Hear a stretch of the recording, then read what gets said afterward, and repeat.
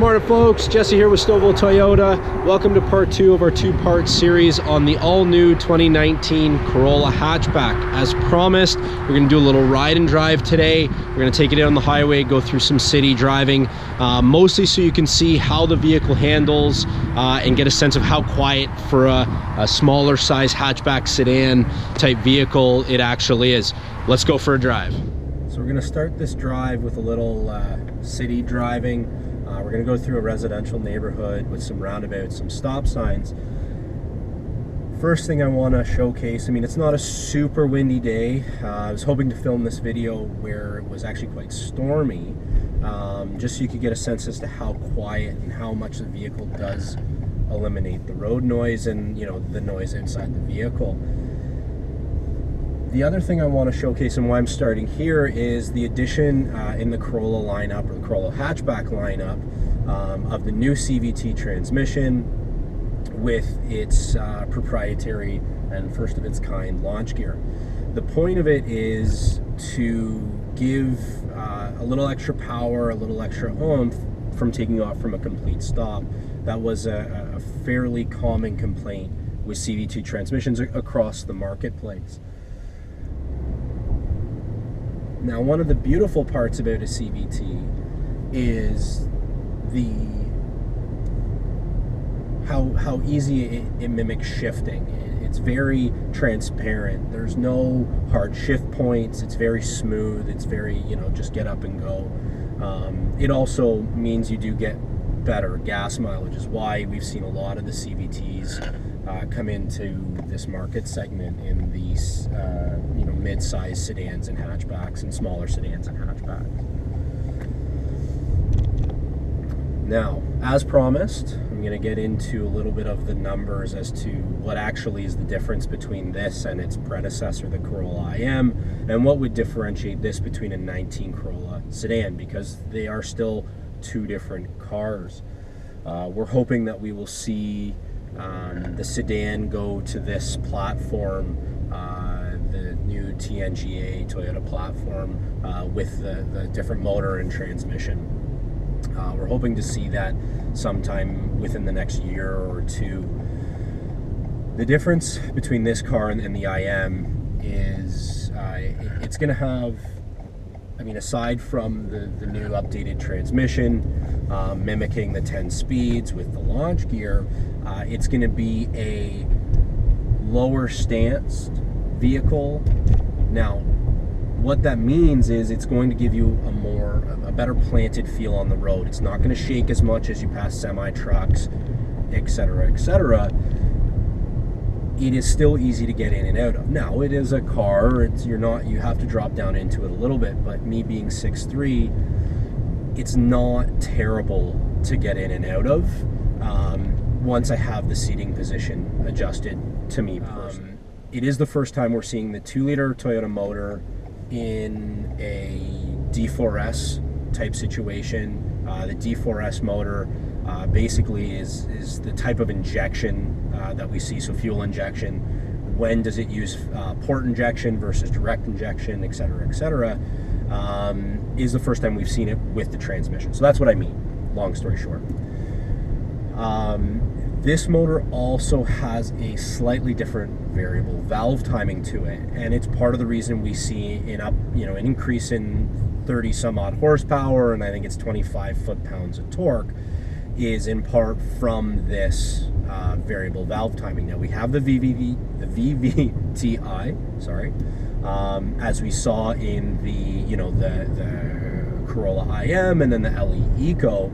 They've actually added a VVTi-E, which my understanding of it, and correct me if I'm wrong, please, is that they've gone away from the fuel pressure controlling the valve timing, and it's actually now an electronic motor, which allows the valve timing to be a little bit more precise, and it just controls it a little bit better to make sure that the fuel mixture and the air intake and all that, technical aspects of the motor are looked after a little bit more precisely, which equates to a more fuel efficient vehicle a cleaner emissions vehicle, and then of course a little bit more power for you, the driver, which is nice. You know, it's nice to have a small car that's you know, you can fit people in the back, you can go away for a weekend with your friends or family and still have room for all your gear. It's still fun to drive, and that's the whole point of doing the ride and drive on this vehicle, is to hopefully showcase that it is a fun, sort of sportier driving vehicle that still gets you really good gas mileage and still has plenty of space. Now we're gonna go across Bethesda side road here. I'm not gonna speed this section up, so it's probably gonna be a little boring, but this is a bumpy, you know, slightly more unmaintained road. As I stutter through that, this will really kind of give you a sense as to, you know, cruising down a country road at 70, 80 kilometers an hour on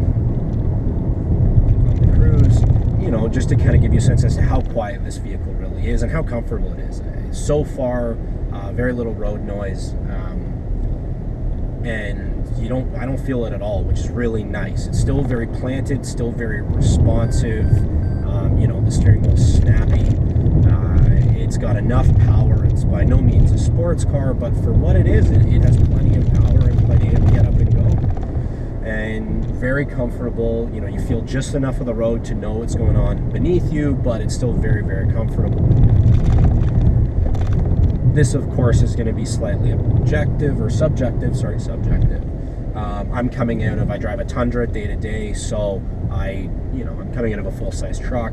It's going to be different for me, but considering the seats are great, plenty of leg room for me. I'm mostly all legs at my height. I really have no complaints about this vehicle at all. Nice added features. Aside from the mechanical, we have the Apple CarPlay, as I mentioned in my previous video. Very nice feature for me being an Apple user. For the Android users out there, we still have the Toyota Intune system, and actually we just saw an update, a very, very nice update in that Intune system.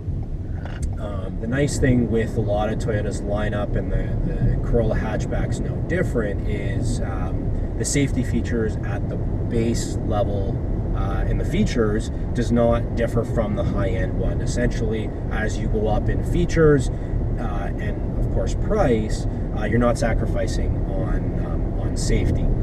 Toyota has made that as a stand for the past couple of years, and it is really nice. So you're not sacrificing. Price doesn't determine safety. It just determines, do you want a sunroof?